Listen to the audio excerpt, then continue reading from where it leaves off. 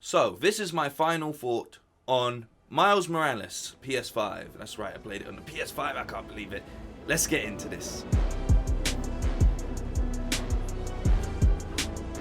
Let me start by saying that I feel that Insomniac did a great job of advertising this game. They were very clear in saying it's not a sequel to Spider-Man PS4, but just another chapter in the big old book that they are building for this Spider-Man universe, and I think that the game delivered on that level. Now, at the start of Spider-Man PS4, as Peter is storming Fisk's tower, we actually hear him say, "I think I should take a vacation after all of this," right? And as we know following that story, he gets into so much things that going on vacation isn't really an option. So I really actually thought that using Peter going on vacation was a great way to bring Miles into the forefront for this story. It didn't feel forced at all because they actually set it up perfectly. Now, I don't want to get into too much spoilers, but obviously there had to be a reason for Peter not to be around, and I'm glad that they didn't go with the Miles Morales original origin kind of story and have him killed off. There's a lot more I want to see from both these characters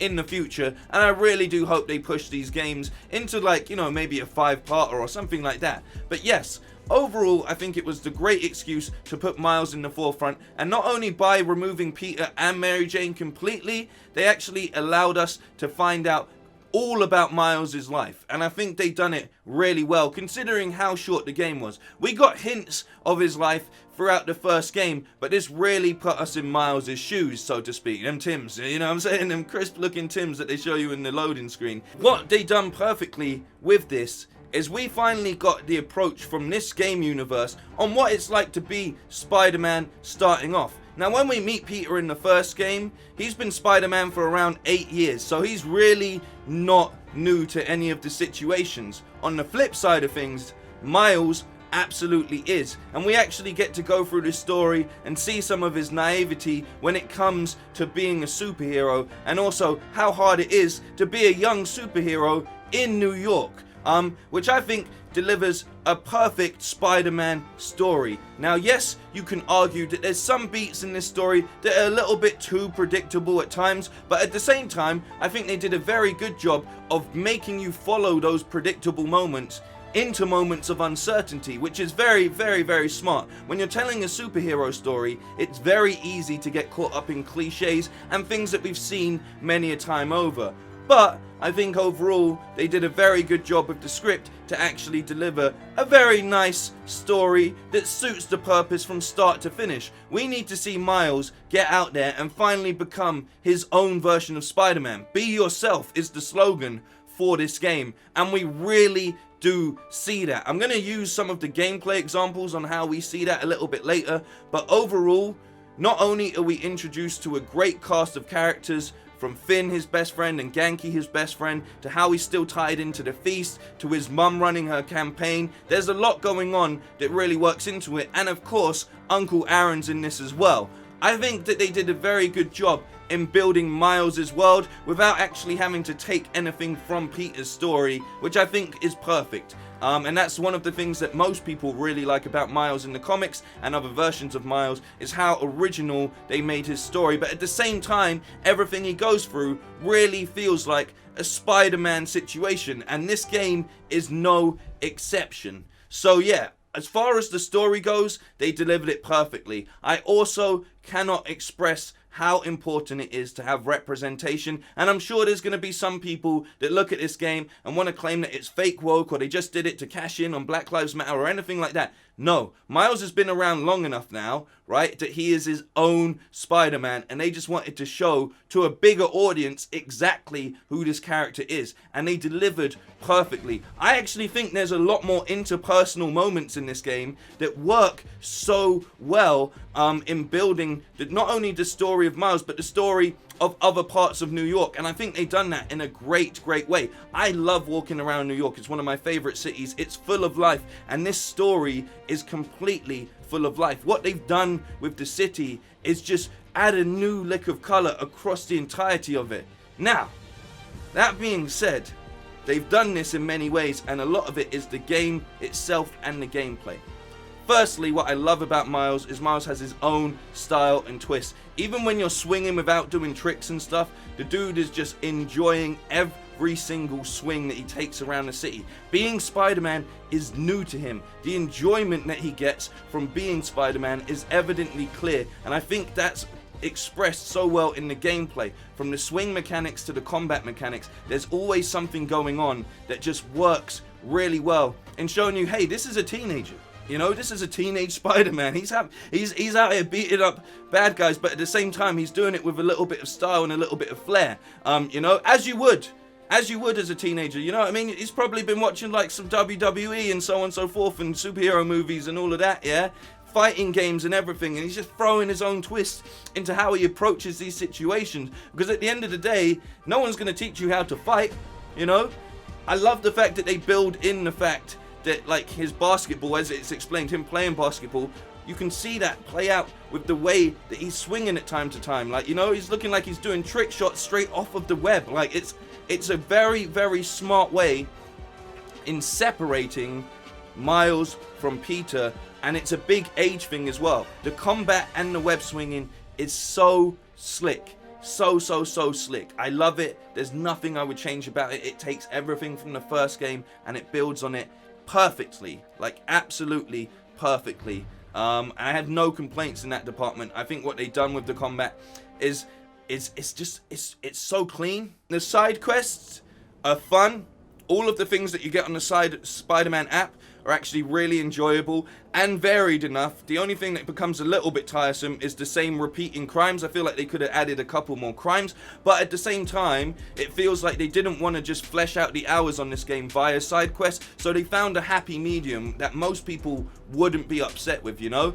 In the original Spider-Man, and even in the DLC for the original Spider-Man game, I feel like some of those side quests are a little bit like, this serves no purpose and I've already done this 20 times over or whatever, you know? But in this, they keep it so succinct enough that really it doesn't drag, and it's quite enjoyable to get through all of the side quests and stuff, you know? There's only like 6 enemy bases you need to take out. All of this works with delivering a game that is short and sweet, but not over the top in pushing your like attention span, you know? I feel like it was a perfect runtime with the side quests included as well, and I still got a couple left over to do anyway. But that moves on to my final sort of points and stuff about this game, because yes, the gameplay works perfectly, the story works well in delivering who Miles is and understanding the elements around him. I think all of that is spot on. As I said, this game works perfectly as a Spider-Man 1.5. It's not the sequel, and you find that out by the end credit scene. We're rolling straight into the sequel, don't worry about that. But yeah, it delivers everything that it needed to perfectly, and on top of that, for being a launch game, switching between 60 FPS or Fidelity, it doesn't matter which one you choose.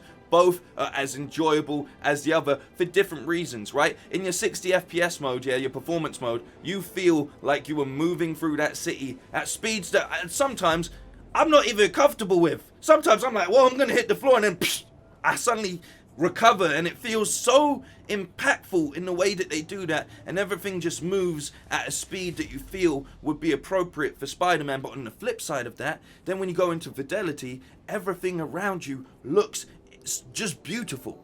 You catch yourself as you swing by in the windows, you know? You can see your footprints in the snow working perfectly. The mist around you, the fires, you know, like the lighting, everything in the game, as I said earlier, brings more life to New York, and New York is a city that never sleeps. It's always awake, and you feel that so much more in the Fidelity mode. You feel it in 60 FPS as well, but just adding that little extra butter, I don't know what to call it, that little extra immersiveness that works so well. Again, moving into that, the way that the actual controller feels in your hand when you're playing this game, you feel the tension in the web from time to time. You feel the impact of someone like Rhino stomping around on top of you. It works so well on the PS5. This was a great game to actually display what the PS5 can do, and at the same time still delivers as a great Spider-Man game. So yeah, I am really happy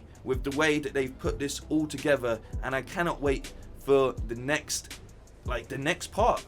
You know, be that another Miles story, or hopefully just a Miles and Peter story combined. There's so much I want to see them do with this universe. There's so much that's hinted in this universe that I want to see them actually, you know, tap into. I want to see an Avengers game in this style. I want to see a Daredevil game in this style, and I want a DLC where Luke Cage and Danny Rand pop up, right? And you do some hero for hire stuff. That kind of stuff would work perfectly. Or flip side, maybe you don't introduce the Avengers, but you have a young Avengers kind of vibe, and Miles takes some trial shifts with them. There's so much they can do as an expansion, and let's not even bring in Spider-Cat into this situation, you know? Other than that, the soundtrack in this game is, it's like they remixed the original soundtrack, but not in a corny way. They actually got good producers in to make a great soundtrack, and there's so much moments where this really comes into play. If it wants to hit you on an emotional level, it does. If it wants to hit you on an inspirational level, it does. If you just want to vibe through the city just doing tricks, you can do that too. It covers all the bases as far as the soundtrack goes. There's not too much more I can say about this game, but for me, for what it's delivering, this is a 10 out of 10 game. Yes, the original game feels more like a movie.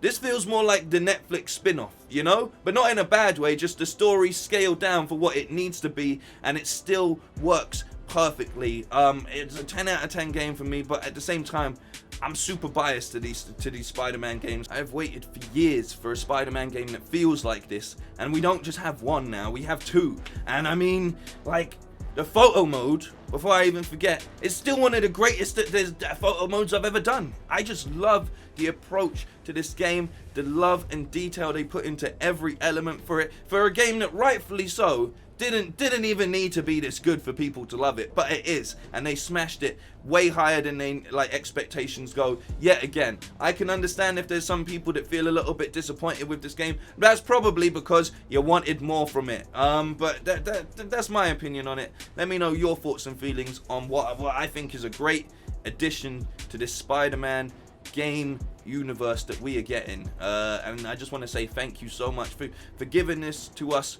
fairly soon.